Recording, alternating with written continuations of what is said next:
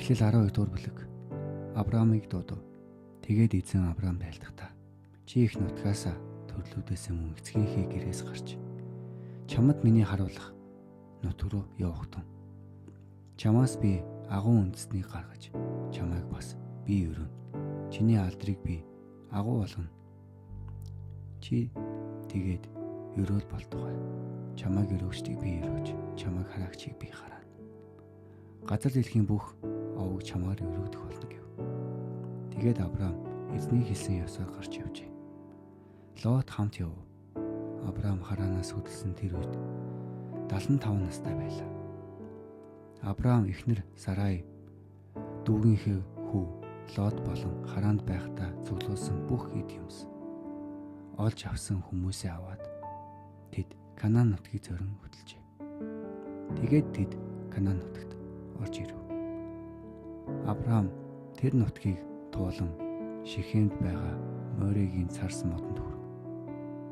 Тэр үед Канаанчууд тэр газар нутагт байжээ. Эзэн Авраамд үзэгдэн. Би чиний үр өдөнд энэ нутгийг өгөх болно гэж айлдав. Тэгээд Авраам өөрт нь үзэгдсэн эзэнт зориулан тэнд дахлын ширээ босгожээ. Тэндээсээ Бэтэлийн зүүн талын уул руу хөдөлж майхнаа босгожээ. Бэтэл баруун тайд нь Ай зүүн тайд нь байв. Тэрээр тэнд эзэн зориулан дахлын ширээг босгож эзний нэрийг дуудав. Тэгээд Авраам цааш хөдөлж улмаар нэгэв тийш оджээ.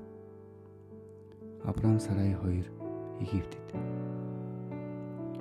Тэр газарт ган гачиг болов. Авраам Египтэд цагаачлахаар уруудан явлаа.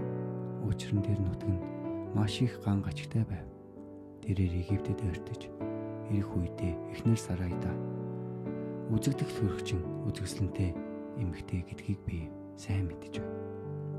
Чамайг харсан Египтчүүд эхнэр нь юм байна гэж хэлээд намайг алж чамайг амьд үлдээн. Чи өөрийгөө миний дүү охин гэж хэлээч.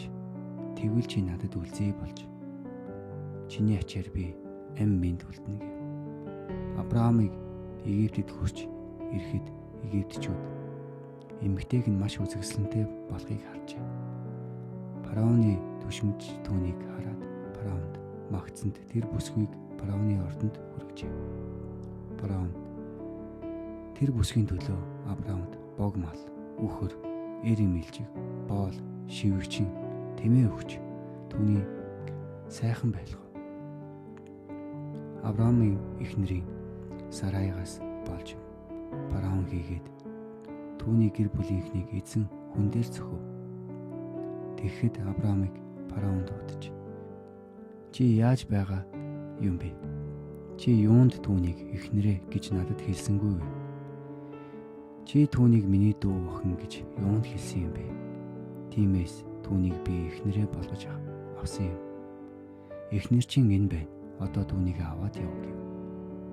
Фараон энэ тухай хүмүүстэй тушаасанд тэд Авраамыг эхнэртэй хамаг эд юмстай